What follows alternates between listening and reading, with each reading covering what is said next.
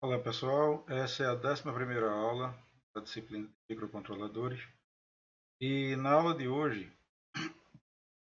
nós vamos analisar a simulação de uma comunicação serial entre dois AT892051, né, que são exemplares da família 8051 e circuito, na verdade, nós vamos analisar,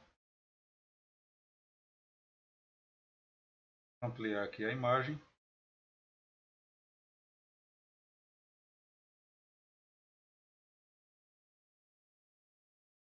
Qual a finalidade desse projetinho, tá? Na realidade, a ênfase, o hardware é muito simples. A ênfase é uma comunicação serial, uma taxa de 2400 bps, dois interruptores do microcontrolador que irá funcionar como transmissor e dois LEDs no microcontrolador que irá funcionar como receptor. O projetinho consiste fundamentalmente em, uma vez que o botão 1 é pressionado, o LED 1 no segundo microcontrolador irá acender e o LED 2 permanecerá apagado. Quando pressionado o botão 2, o LED 2 irá acender e o LED 1 apagará.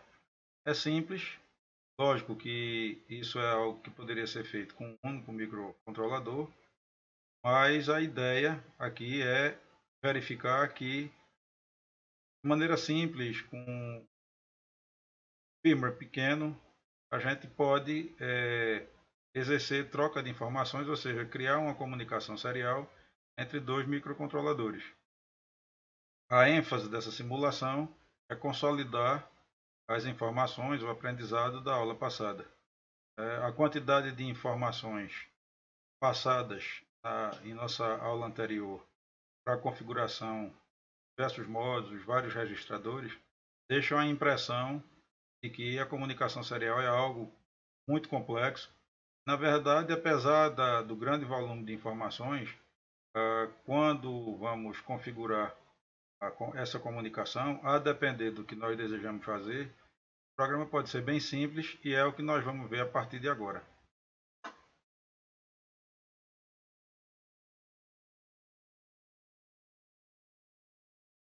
Aqui nós temos a nossa IDE. Eu já estou aqui com o código que está lá instalado, né, que está carregado no microcontrolador que faz a recepção. Na verdade, a diferença, né, de todos os outros projetos anteriores, porque aqui, como nós estamos trabalhando com dois microcontroladores, obviamente nós precisamos de dois firmwares. Tá? Então, nós vamos agora ver o primeiro firmware, o primeiro código. Percebam que é um código bastante reduzido, bastante simples. Como sempre, é interessante fazer alguns comentários. Aqui, novamente, eu suprimi comentários, mas é importante comentar. E eu fiz aqui, e é sempre bom fazer no início, né, do código, do que se trata. Então é interessante comentar os blocos e dizer do que se trata. Veja que eu coloquei que é um firmware para microcontrolador receptor de um circuito de comunicação serial operando a uma taxa de 2400 bps. Tá? Obviamente, nos blocos a gente pode sair escrevendo detalhes da configuração e obviamente, o que ele vai fazer, ou seja, como ele interage com os periféricos que estão conectados. Tá?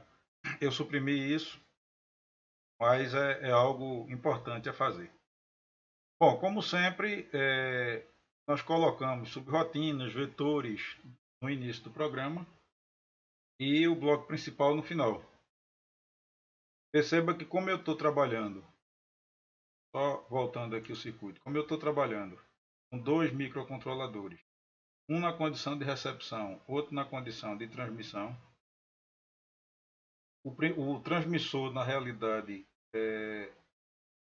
trabalhando com duas interrupções externas, porque ao invés de utilizar o modo pooling para checar os botões, eu fiz a opção de trabalhar com as duas interrupções externas, cada uma delas sendo acionada, né, sendo disparada por um dos botões. Então, desse modo, para o receptor, eu não tenho interrupções, exceto a do canal serial. Logo, eu coloco o endereço inicial, aonde essa instrução lança o contador de programa para a primeira linha, a linha rotulada aqui como início, ou seja, e a única interrupção que eu vou, na realidade, vetorar é a 0023, que é o endereço inicial é o vetor de comunicação serial, quer dizer, o endereço inicial para a subrotina de tratamento da interrupção, embora nós saibamos que é praxe, é comum, nunca desenvolver o programa a partir do endereço com o qual o PC é carregado no atendimento da interrupção, e sim fazer um jump para uma outra região da memória, onde aí sim nós vamos escrever o programa em si, né, a subrotina de tratamento em si. Então veja que aqui, a partir do endereço 23, ou seja, esse valor aqui será carregado no Program Counter. Então logo o sistema, quer dizer, o microcontrolador reconheça o pedido de interrupção. Pedido de interrupção de recepção, tá? Lembrando que isso aqui é o receptor. Então, mais uma vez, eu posiciono aqui no endereço 23. E a minha instrução é um salto para a linha cujo rótulo é serial, aonde sim, aí sim, a gente coloca a subrotina que trata essa interrupção. Percebam que a subrotina é muito simples. Por quê? Porque o objetivo aqui é simplesmente acender um ou outro LED conforme a interrupção gerada no microcontrolador que exerce o papel de transmissor. No caso, percebam que essa instrução de movimentação de dados tem no SBUF a origem, na porta P1 o destino. Tá? Tem a porta P1, os dois LEDs. Para que esses LEDs acendam, na verdade eu tenho que escrever um determinado dado aqui na porta P1.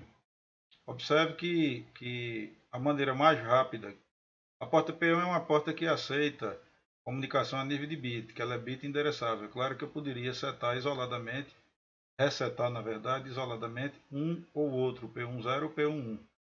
Mas eu fiz a opção por trabalhar com toda a porta, e aí, dependendo da palavra, do dado carregado no SBUF do transmissor, esse dado, no momento em que o meu buffer de recepção é preenchido, ele solicita o pedido de interrupção, e no momento de tratar essa interrupção, eu simplesmente estou carregando o conteúdo do buffer direto na porta P1. Então veja que é algo bastante simples. Esse conteúdo, na verdade, é o que foi transmitido do TX, e ele é transferido diretamente para o P1 no receptor. Só para lembrar, no caso dos flags de interrupção, tanto de transmissão quanto de recepção, o apagamento do flag deve ser feito na subrotina. Né? Não esquecer isso, porque se esquecer, ele não habilita, ele não rearma o sistema para a recepção de um novo byte. Então, diferentemente dos outros recursos, do temporizador, de algumas outras interrupções, a interrupção do canal serial requer um reset do flag de recepção todas as vezes que a recepção for atendida via subrotina de tratamento. Então veja que aqui eu simplesmente, uma vez que foi solicitada a interrupção, quer dizer, a dinâmica é, uma vez que a interrupção é solicitada, o contador de programa é automaticamente, no caso aqui, como a interrupção é a serial, o contador de programa é automaticamente carregado com 0023. No endereço 0023 é colocada uma instrução para a realização de um jump absoluto e incondicional para uma região, ou seja, para uma posição de memória, onde o endereço primeiro deles é rotulado como serial. Aqui sim, a gente trata essa subrotina, no caso, a subrotina que trata a comunicação serial, né, a recepção, e nela eu estou simplesmente escrevendo o dado recebido na porta P1 resetando o flag de interrupção e retornando da interrupção. Aqui no bloco principal, nós temos, como sempre, a alocação da pilha, ou seja, coloca-se a pilha no primeiro byte daquela região byte endereçável da RAM interna, ou seja, uma região de poucos recursos a nível de endereçamento, mas grande, né, uma região grande, e que é praxe de utilizar essa faixa, esses 80 bytes, que fica no topo da parte baixa da RAM interna, para ser o endereço de nossa pilha. No Interruption Enable, quer dizer, o registrador IE, a gente carrega aqui 90, né, só lembrando, e aí agora vamos só rememorar alguns deles aqui, para que fique claro como é que é feita a definição desse valor. Então veja que eu estou movendo para o IE o dado 90 em hexa. O que é que significa isso? Vamos lá.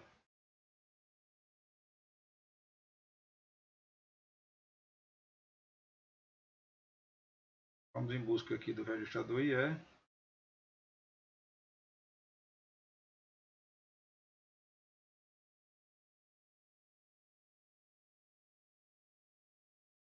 Perceba que a instrução foi over para IE dado 90 em hexa. Na verdade, o que é 90 em hexa? É 1, 0, 0, certo? Eu poderia no programa ter escrito over para IE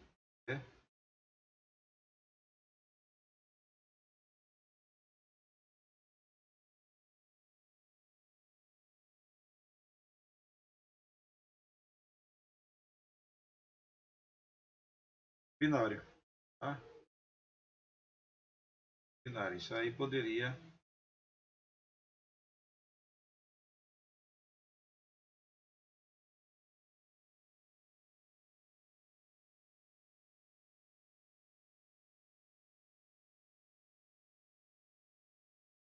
ter sido feito. Uma forma de escrever. Queria colocar o dado na sua forma binária. Entretanto,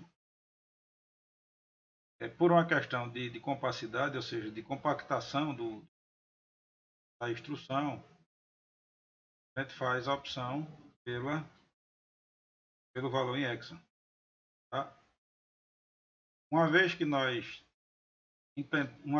transformamos em binário e vamos analisar o que é que está sendo feito com cada bit desse flag, melhor, com cada bit desse registrador, onde cada bit desse, cada flag desse, na verdade, tem uma finalidade, indica algo. Perceba que aqui eu tenho o meu bit EA, que é o bit de habilitação universal setado, habilitando todas as interrupções, ou seja, permitindo, aliás, a habilitação individual de cada uma das outras interrupções. Tá? Então isso seria uma espécie de liberação, como a gente já viu anteriormente. E aqui a única que está sendo habilitada é a do canal serial. Tá? A do canal serial, que é a que nos interessa, tendo em vista que nós estamos trabalhando com o receptor.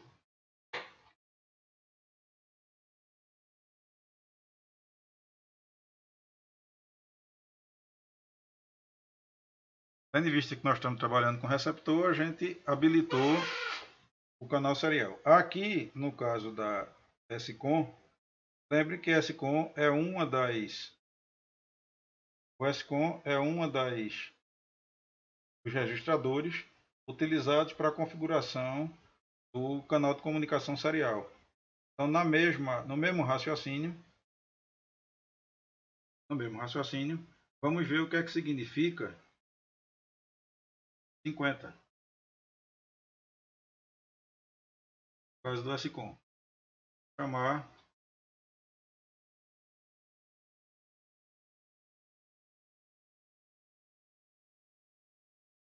meu banco de imagens aqui.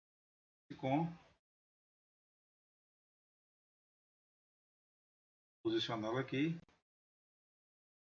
E veja que a instrução foi corra para SCOM.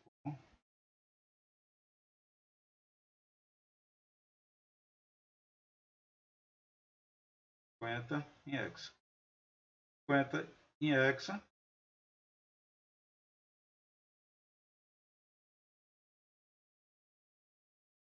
Verdade, 01, 00, 00.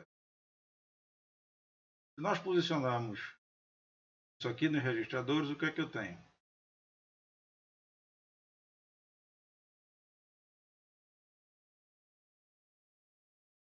Significa que nós estamos trabalhando modo 1,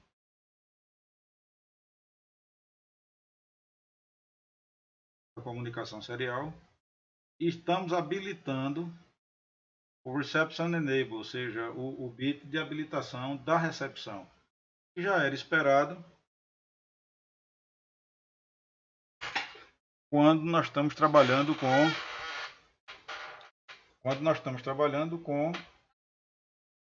recepção, ou seja, configurando o microcontrolador como um receptor de dados.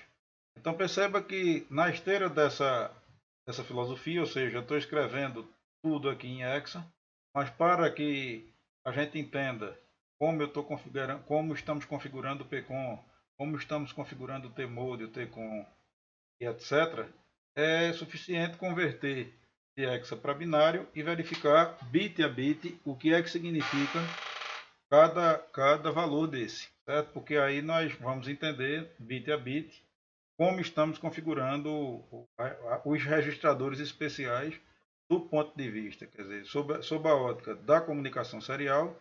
E aqui Tmode e Tcon, nós já vimos em aulas anteriores, Tmode e Tcon são os registradores responsáveis pela comunicação dos temporizadores contadores. Nesse caso, poderia surgir a pergunta: por que configurar os modos de temporização e contagem?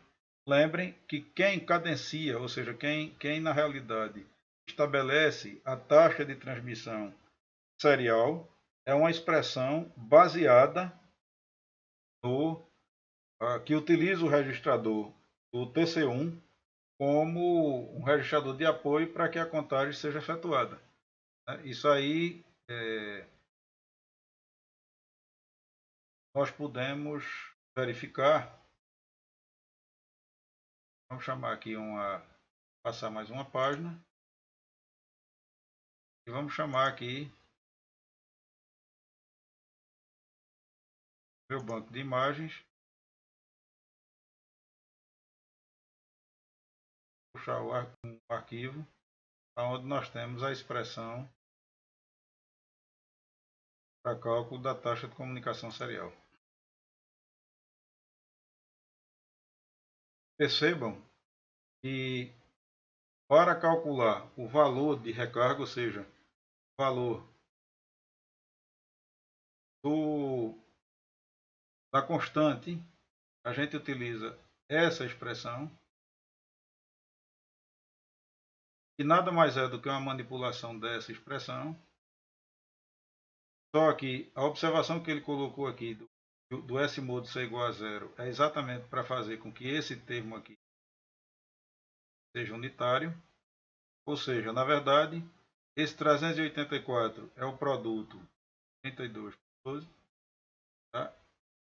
E aí, uma manipulação algébrica simples faz com que a minha recarga decimal, que é o meu TH, nesse caso TH1, que é o registrador do EC1, ele venha para o lado contrário aqui da expressão, tá? Por quê? Porque o objetivo dessa expressão é exatamente calcular o valor de TH e será utilizado como apoio na taxa de transmissão. Então veja que no meu caso, no caso do nosso problema, essa taxa de transmissão ficou estabelecida que seria uma taxa de 2.400 bps. Então aqui, esse valor aqui, a taxa de 2.400 bps, e esse clock, na verdade, como nós estamos trabalhando com 12 MHz, seria 12 vezes 10 a sexta. Tá? Resolvendo essa expressão, nós chegamos num valor aproximadamente igual, vai dar aproximadamente igual a 243, e em hexa verificar lá como foi colocado no programa, em hexa é F3. Tá? O valor aqui é F3 hexa.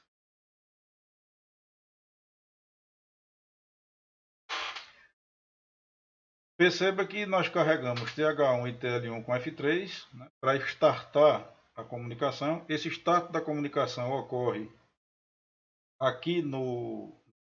Na verdade, seria o start da contagem. Ocorre aqui no TCOM, no bit TR1, quer dizer, quando eu levo o bit quando eu seto o bit TR1, o contador começa a operar e no momento em que a linha de comunicação, o meu RX, meu pino RX, é levado a nível baixo, a partir desse instante, a cada fração a cada tempo de bit, que na verdade vai ser o inverso da frequência de operação, ou seja, o inverso da taxa de bit, a cada intervalo do meu tempo de bit, o bit que chega é lido. Obviamente, eu tenho que, para que haja esse sincronismo, tá? Já que a comunicação não é síncrona, para que haja essa sincronização, ou seja, para que não haja nenhum tipo de problemas de atraso, de interferência intersimbólica, enfim. É necessário que ambos estejam operando na mesma taxa, isso é uma obviedade.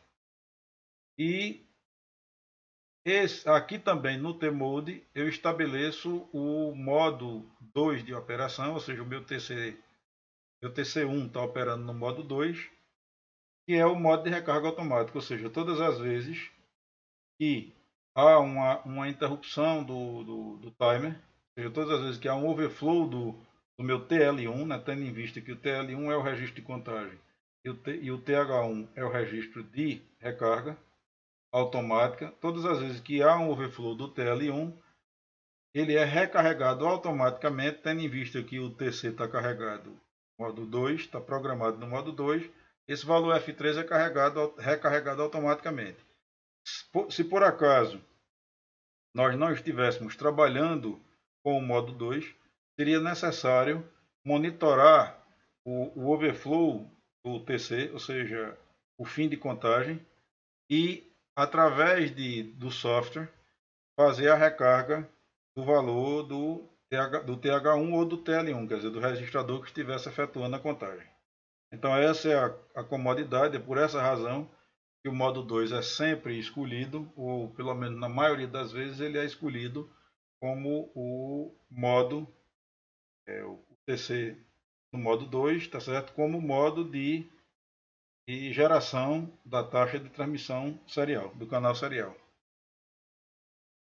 Bom, e por último, nós temos aqui um jump infinito, um S-jump para a própria linha, um laço infinito aqui no final do programa, porque na verdade, uma vez que o programa é executado, a única atividade, né,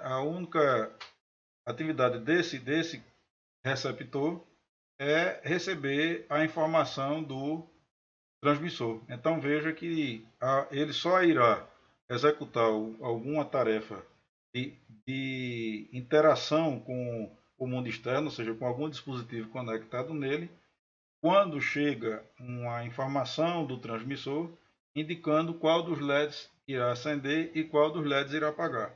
Como localmente, tirando essa parte, tirando essa função, não existe mais nenhuma outra tarefa, não existe mais nenhuma outra execução, ele, no programa principal, o programa principal limita-se inicialmente e numa única vez a configurar todos os registradores e fica preso, fica em loop infinito, esperando uma interrupção. Todas as vezes que a interrupção chega, carregando, trazendo para o buffer de recepção o dado a ser escrito na porta P1, a interrupção é atendida, o dado é escrito na porta P1, o flag de requisição da interrupção é resetado e ele retorna ao laço infinito.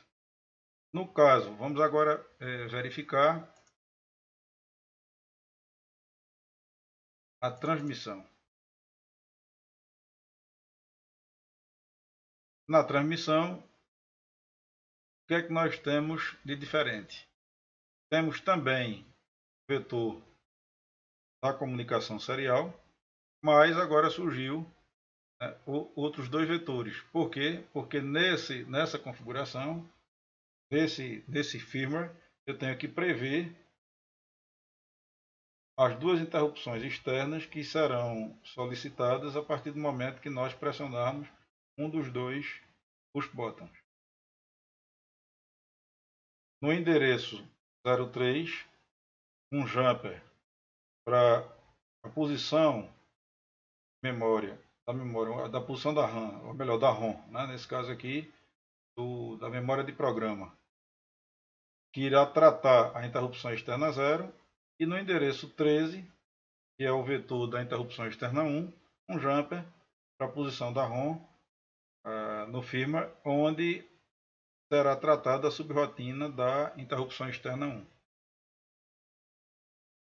Nas configurações, a filosofia é rigorosamente a mesma, exceto pela mudança nos valores das constantes, porque o IE na recepção foi 90.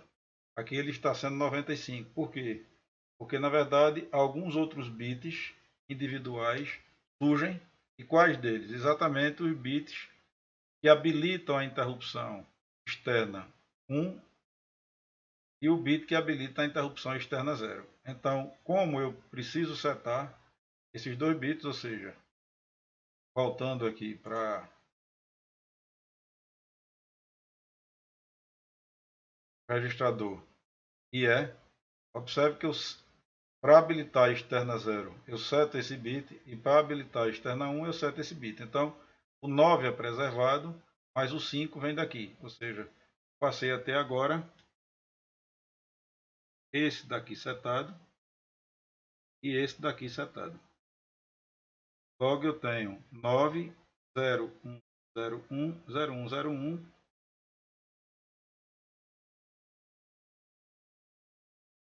Binário igual a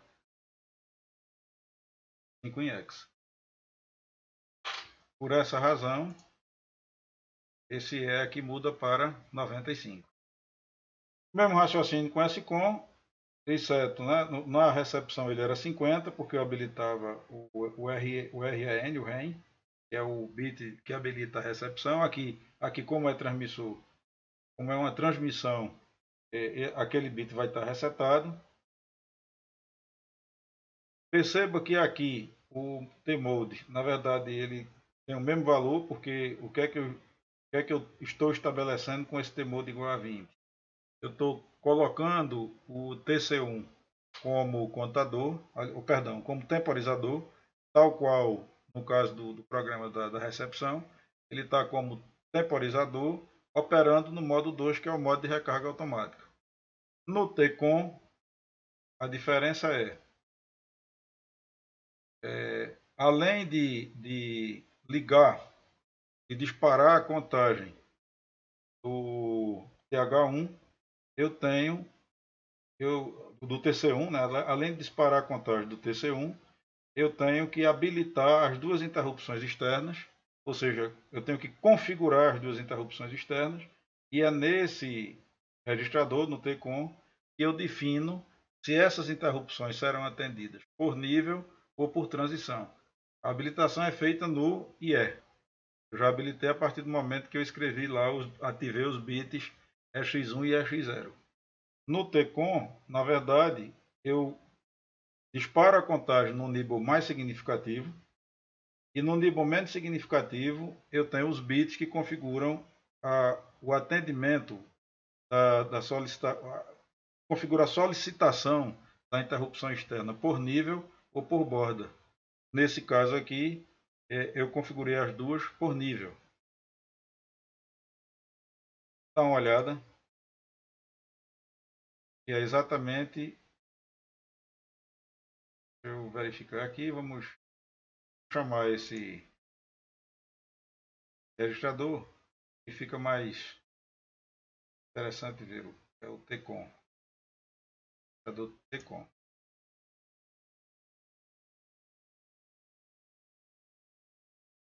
Aqui perceba que eu coloquei 45. O que é esse 45? Vê aqui.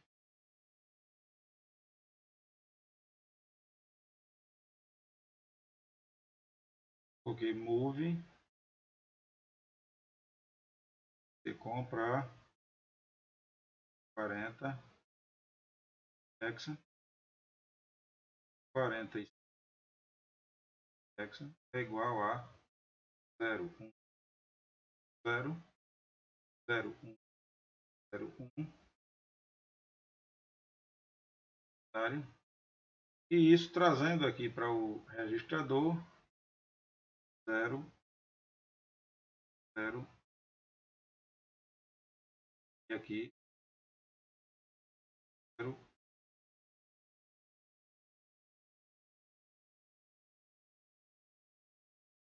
O TC0 desligado, o TC1 ligado, ou seja, a partir do momento que eu seto esse flag, a contagem ela é disparada, ou seja, os meus registradores começam a ser incrementados. Nesse caso aqui, como ele está, como o meu TC está no modo 2, isso daí é definido lá no Tmode. Então, como ele está no modo 2, isso é o modo de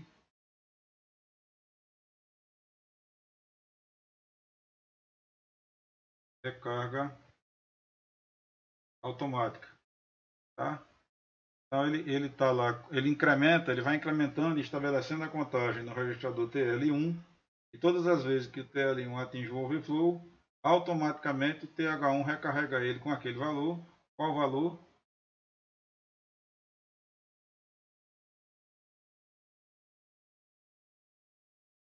F3 em hexa, certo? Ou seja, ambos, obviamente, tanto o microcontrolador receptor quanto o transmissor tem que estar programado para operar em 2400 bits por segundo, tá? O que exige que ambos os contadores, tanto de um quanto de outro, marcam o compasso da transmissão, sejam carregados com as mesmas constantes. Na verdade, quando eu coloco o IT1 e o IT0 setados, eu estou habilitando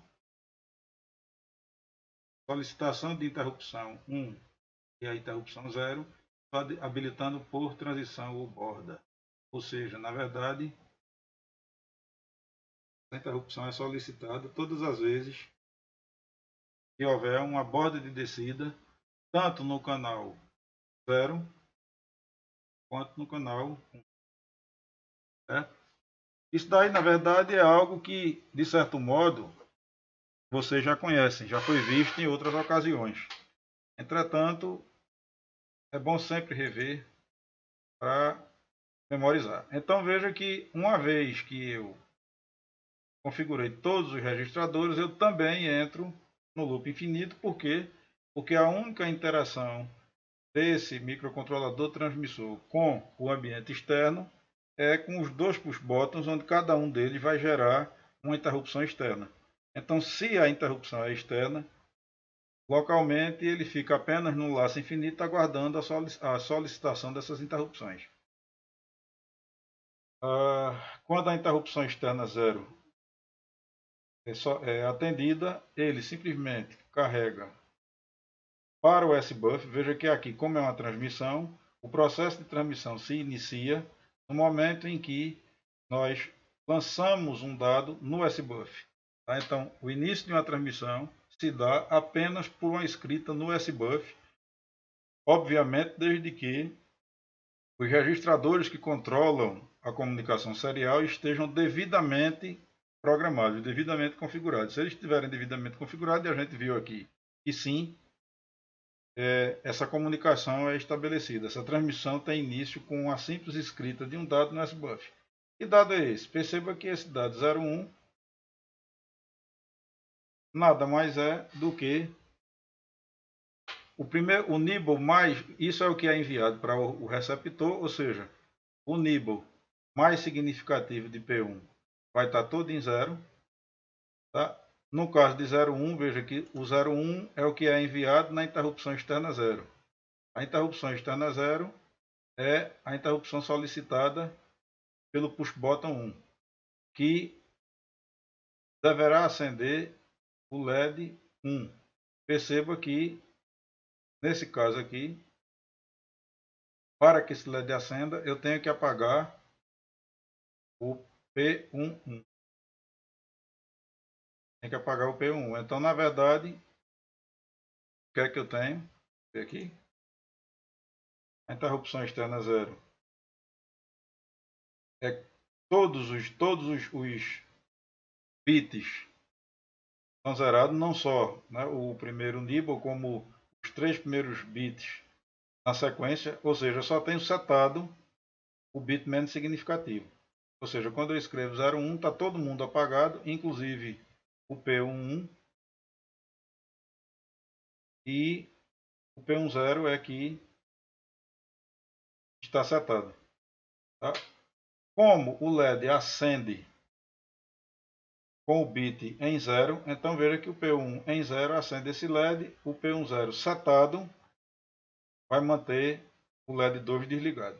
Isso explica porque é que pressionando o push button 1, o LED 1 vai acender, eu estou zerando aqui, e o LED 2 vai permanecer apagado porque o único dos bits da porta P1 que está setado é o P10.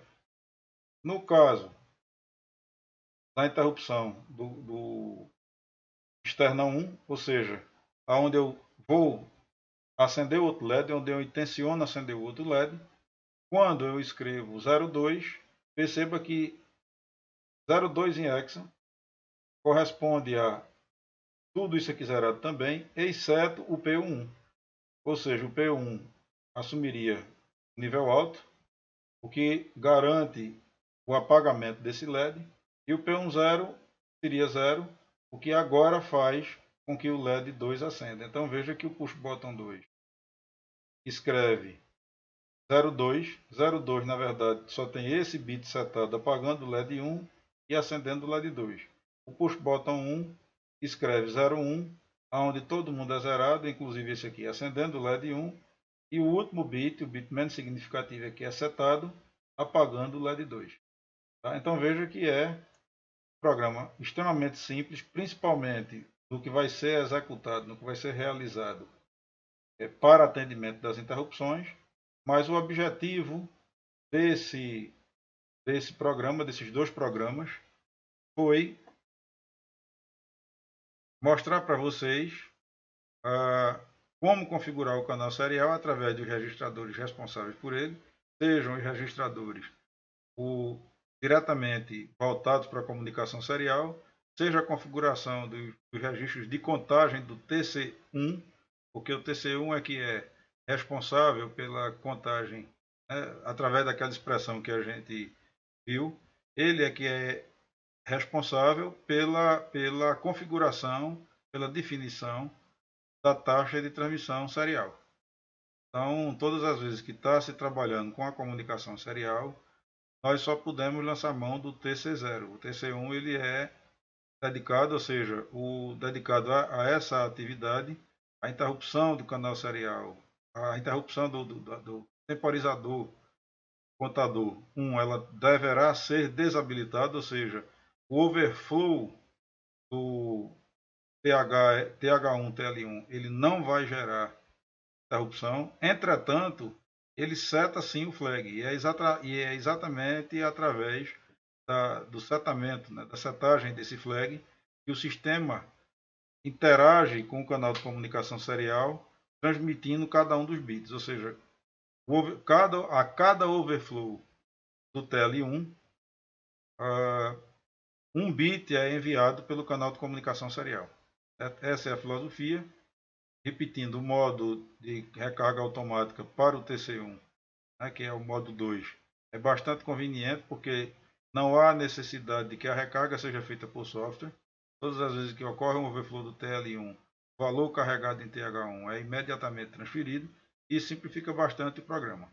Então veja que na nossa última aula fica sim a impressão de que estabelecer uma comunicação serial seja algo complicado. E vocês acabaram de ver que não é. É algo muito simples. Claro que depende do que o projeto, na verdade, contemple, mas perceba que a complexidade de um projeto, ela não está, se há uma comunicação serial, a complexidade não é devida à configuração da comunicação serial, e sim ao que vai ser executado, por exemplo, na recepção de cada dado. A parte que diz respeito exclusivamente à comunicação serial, ela é relativamente simples e esse programa, eu fiz esse projeto, eu idealizei esse projeto de maneira bastante simplificada, exatamente para dar aquela quebrada, né? Dar daquele incentivo e mostrar para vocês que não há nada de difícil, tá? Não há nada de complicado quando nós estamos voltados apenas à configuração da comunicação serial. Por fim, vamos rodar a simulação para verificar como é que o sistema deve funcionar. Então veja que quando eu pressiono o botão 1, acende o LED 1, ou seja, está aqui, ó, o único LED setado é o menos significativo, garantindo o apagamento do LED 2, e quando eu pressiono o botão 2, eu acendo o LED 2. Interrupção externa gera 1 em hexa, acendendo o LED 1. Interrupção externa 2 gera 2 em hexa, acendendo o LED 2. Então essa é a finalidade desse projeto. Simples, mas mais que suficiente para mostrar como é que funciona a comunicação serial.